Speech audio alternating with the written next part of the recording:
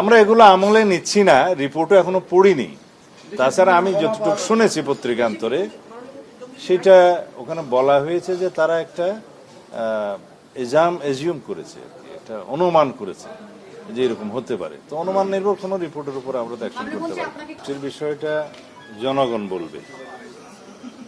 আমরা তো সবসময় বলবো আমরা আইনশৃঙ্খলা পরিস্থিতি উন্নত করতে পেরেছি, তবে জনপ্রত্যাশা অনুযায়ী উন্নীতকরণের জন্য আরো সময় লাগবে। আমাদের এখন মাত্র 6 মাস পার হলো, এর মধ্যে আমরা অনেক সংস্কার কাজ করেছি এবং আইনশৃঙ্খলা রক্ষাকারী বাহিনীর প্রশংসনীয় বিভিন্ন উদ্যোগ আপনারা দেখতে পেয়েছেন। আমরা আশা করি 180 দিনের মধ্যে সরকারের বাস্তবায়িত এবং যেগুলো শুরু করেছে ইনিশিয়েটেড অনেক কর্মসূচি, এগুলো প্রশংসিত হয়েছে। মাননীয় প্রধানমন্ত্রী নেতৃত্বে আমরা দুই একটি সংকটময় মুহূর্ত খুব সফলতার সাথে মোকাবিলা করেছি। যেমন মধ্যপ্রাচ্য একটা যুদ্ধ পরিস্থিতির কারণে জ্বালানি তেল এবং গ্যাসের সরবরাহ নিয়ে সারা বিশ্বে সংকট সৃষ্টি হয়েছিল, বাংলাদেশও তার বাইরে নয়। কিন্তু আমরা দীর্ঘ 1 মাস পর্যন্ত কোনো জ্বালানি তেলের বা গ্যাসের মূল্য বৃদ্ধি করিনি। একটা পর্যায়ে বুড়ো মৌসুমের সময় শেষ হয়ে যাওয়ার পরে, মনে হয় 14 কি 15 এপ্রিল, আমার ঠিক মনে হয় 16 এপ্রিল হতে পারে, তখন আমরা সহনীয় মাত্রায় জ্বালানি তেলের মূল্য বৃদ্ধি করেছি। বুড়ো মৌসুমে কৃষকদের কথা চিন্তা করি তিনি সেই সিদ্ধান্তটা নিয়েছিলেন যে সেই সময় পর্যন্ত কোনো জ্বালানির মূল্য বৃদ্ধি করা হয়নি। যদিও ওই সময়ে সারা বিশ্বে আমাদের পার্শ্ববর্তী দেশসহ অনেক দেশেই জ্বালানি তেলের মূল্য প্রায় দ্বিগুণ হয়ে গিয়েছে। এরপরে আমাদের গ্যাস সংকট, জ্বালানি সংকট, এগুলো বিগত ফেসিবাদী সময়ে রেখে যাওয়ার সমস্যা, আমরা ওভারনাইট এখান থেকে ওভারকাম করতে পারিনি। তো এখন এই সমস্তগুলো সাকসেসফুলি আমরা মোকাবিলার চেষ্টা করছি এবং ভবিষ্যতে যাতে জ্বালানি নিরাপত্তা রাখা যায়, জ্বালানি তেলের সরবরাহ ঠিক রাখা যায় এবং আমরা মজুদ রাখতে পারি একটা সার্টেন সময়সীমা পর্যন্ত, সেই পরিকল্পনা আমরা নিচ্ছি।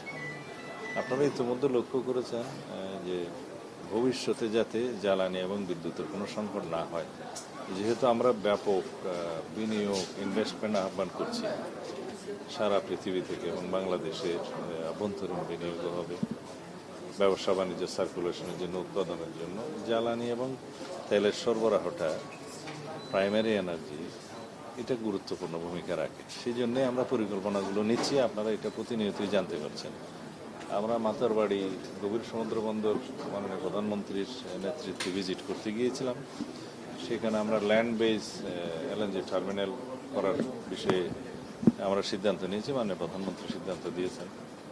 এবং নিশ্চয়ই আপনারা জেনেছেন ইতিমধ্যে আরেকটি এফএসআরও স্টাবলিশ করার জন্য এই মহেশখালী একটা সার্টেন জায়গায় সিলেকশনের জন্য জরিপ চলছে এবং সিদ্ধান্ত হয়েছে এখানে G2G ভিত্তিতে আরও একটি এফএসআরও, 2টা এফএসআরও নির্মাণ করা হবে।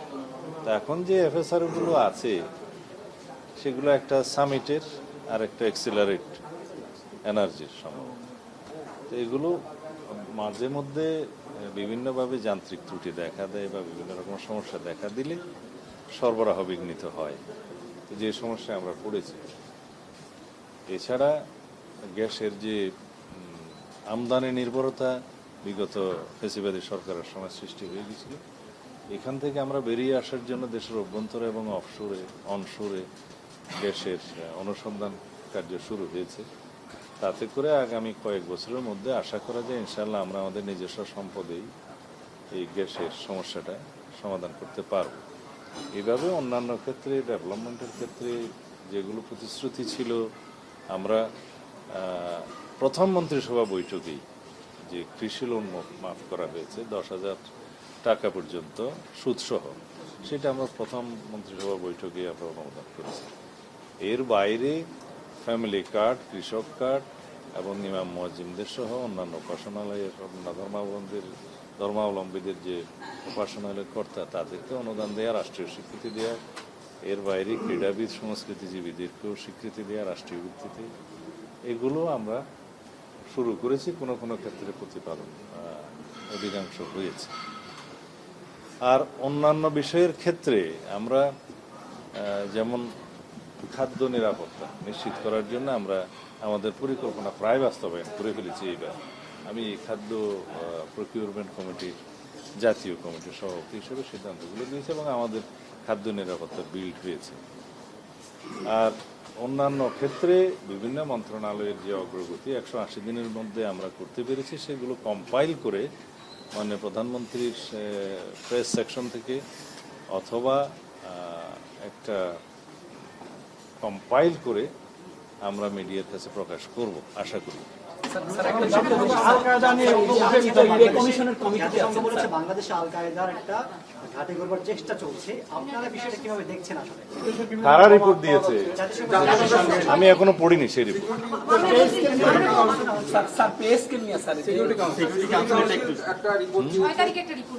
আমি শুনেছি, সেটা পড়িনি। ওখানে হয়তো কিছু অবজারভেশন দিতে পারে, আমি না দেখে বলতে পারবো না।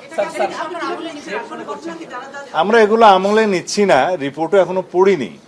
তাছাড়া আমি যতটুকু শুনেছি পত্রিকান্তরে, সেটা ওখানে বলা হয়েছে যে তারা একটা